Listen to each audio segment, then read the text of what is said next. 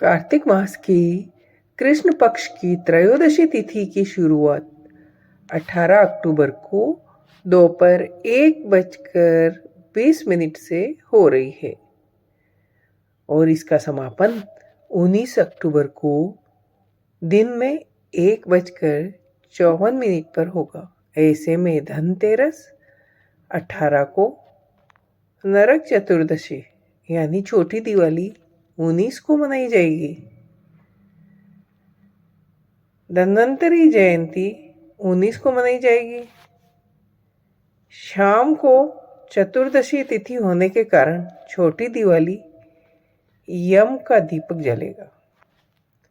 20 अक्टूबर को दिवाली पूजन व 22 अक्टूबर को गोधन बनाकर गोवर्धन पूजा होगी।